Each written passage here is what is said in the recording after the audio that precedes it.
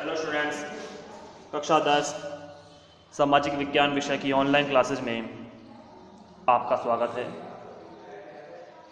पिछले वीडियो में हम खिलजी वंश के बारे में अध्ययन कर रहे थे।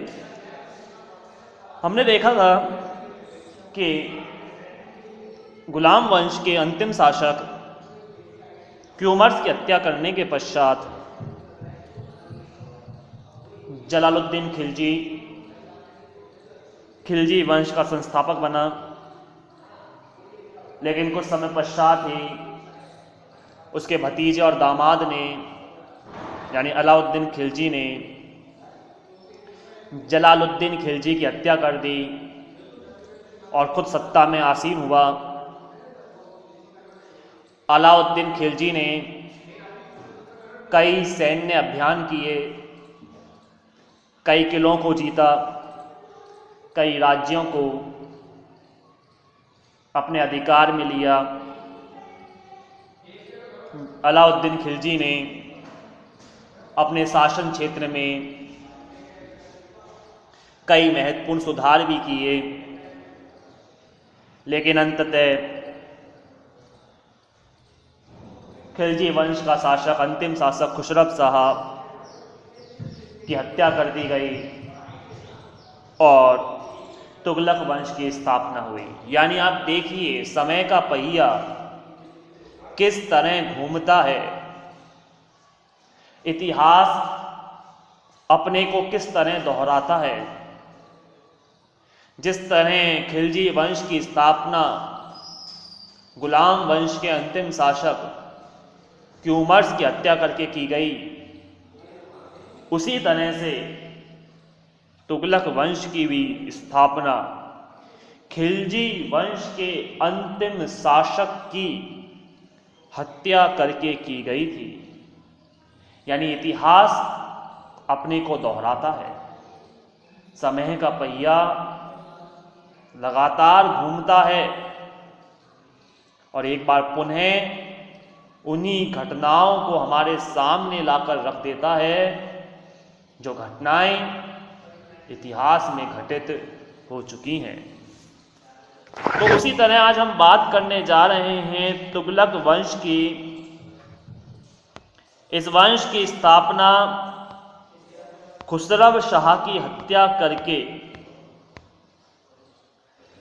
गाजी मलिक अथवा तुगलक गाजी गयासुद्दीन तुगलक 1320 ईस्वी में दिल्ली का सुल्तान बना। यानी तुगलक वंश का संस्थापक गयासुद्दीन तुगलक था। इसे सुल्तान बनते ही प्रांतीय विद्रोहों का सामना करना पड़ा।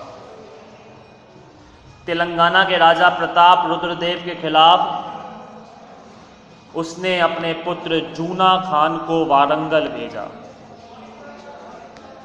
उड़ीसा के जाजनगर में सैन्य अभियान किया, जिसमें उलूग खान, जूना खान का दूसरा नाम उलूग खान की विजय हुई। गयासुद्दीन का अंतिम सैनिक अभियान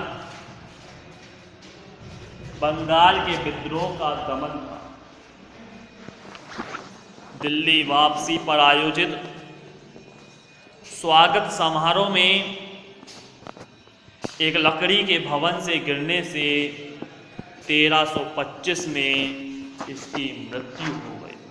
आप देखें कि किस तरह मौत व्यक्ति को अपने आगोश में लेती है। एक राजा, एक सुल्तान, जिसने विभिन्न सैन्य अभियान किए, विभिन्न राजाओं पर जीत हासिल की, विभिन्न राज्यों को अपने अधिकार में लिया, उन सब में उसे जीत मिली, लेकिन मौत हुई तो किस तरह से? एक लकड़ी के भवन से गिरने से। ये बताया जाता है कि गयासुद्दीन जब बंगाल में विद्रोह का दमन करके वापस दिल्ली लौट रहा था तो रास्ते में उसके स्वागत समारोह का आयोजन किया गया था। इस स्वागत समारोह में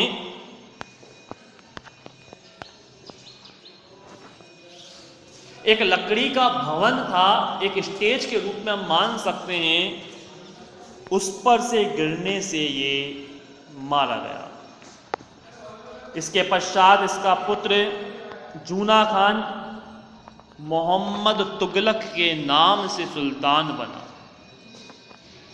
इसका नाम कई संज्ञाओं से जोड़ा जाता है। अंतर विरोधों का विस्मयकारी मिश्रण इसको कहा जाता है। अर्थात ये जो निर्णय करता था उन पर ये खुद ही सहमत नहीं होता था। इसके मन में हमेशा द्वंद्व, अंतर विरोध चलते रहते थे। ये कोई भी निर्णय आसानी से नहीं ले पाता था। इसलिए इसे अंतर विरोधों का विस्मयकारी मिश्रण कहा गया तथा रक्त का प्यासा एक आक्रांता के रूप में इसकी छवि उत्पन्न हुई। ये लोगों के रक्त का प्यासा था। इसके शासन में इसने जबरदस्ती कई लोगों की जानें भी ली थी। मोहम्मद तुगलक के समय तुगलक साम्राज्य 23 भागों में बटा हुआ है। बर्नी जो एक यात्री था जिसने अपनी कई किताबें लिखी हैं, इन्होंने सुल्तान की 5 योजनाओं का वर्णन किया। इसने दोआब में कर वृद्धि कर दी।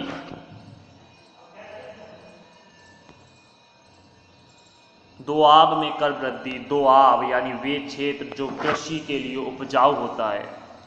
देवगिरी को राजधानी बनाना, सांकेतिक मुद्रा का प्रचलन, खुरासान पर आक्रमण और कराचील की ओर अभियान, ये सारे ही चीजें इसके लिए एक समस्या वाली रही। देवगिरी को राजधानी बनाना में इसको अगर बात करें तो राजधानी पहले दिल्ली थी।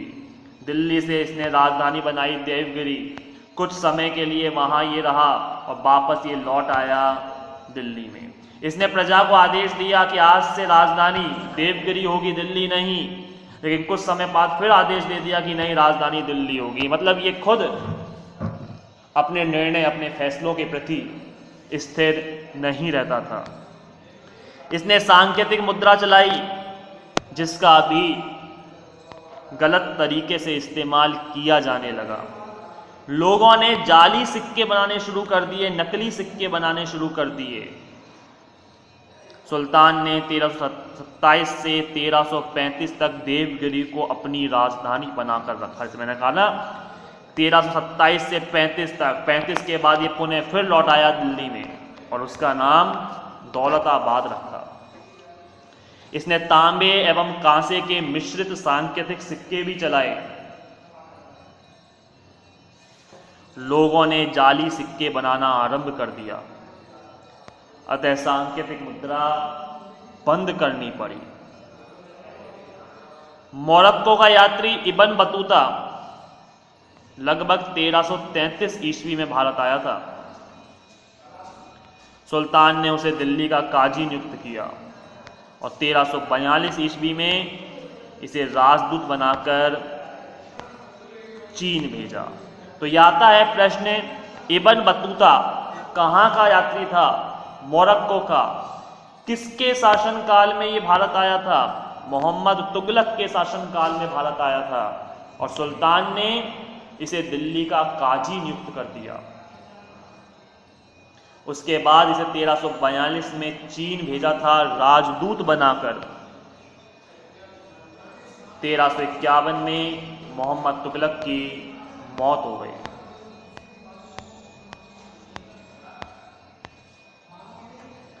1351 ईस्वी में मोहम्मद तुगलक का चचेरा भाई फिरोज शाह तुगलक सुल्तान बना। बंगाल के हाजी इलियास के स्वतंत्र हो जाने से उसके विरुद्ध फिरोज शाह ने 2 बार सैन्य अभियान किया परंतु असफल रहा। फिरोज शाह ने सरकारी एवं सेना की नौकरी को वंशानुगत बना दिया। सबसे बड़ी भूल रही थी इस शासक की कि इसने सरकारी नौकरियों को और सेना की नौकरी को वंशानुगत बना दिया। मतलब योग्यता का जो पैमाना था, जो योग्यता के आधार पर पहले नौकरी दी जाती थी, उसे समाप्त करके वंशानुगत, यानी यदि किसी का पिता सेना में है तो पुत्र भी सेना में भर्ती होगा। उसने अपने पुत्र फतेह खान को अपना उत्तराधिकारी नियुक्त किया और सिक्कों पर अपने नाम के साथ उसका नाम भी अंकित करवाया। इसने भवन निर्माण की कला को अत्यधिक महत्व दिया। हिसार, फिरोजाबाद एवं जौनपुर नगर इसने बसाए। टोपरा तथा मेरठ से अशोक स्तंभ दिल्ली लाए गए परंतु विद्वान इन्हें नहीं पढ़ सके। इसकी सबसे बड़ी उपलब्धि थी हांसी और सिरसा के क्षेत्रों में पानी की कमी को दूर करने के लिए नहरों की खुदाई। इसने 2 नहरें बनवाई जिनका उद्देश्य था उपज में वृद्धि करना और अकाल से निपटना। फिरोज तुगलक की सोच इस्लामिक अमीरों की जैसी थी। इसने न केवल ब्राह्मणों पर जजिया कर लगाया बल्कि मुस्लिम विचारधारा शिया समर्थक व्यक्तियों को मृत्यु दंड भी दिया।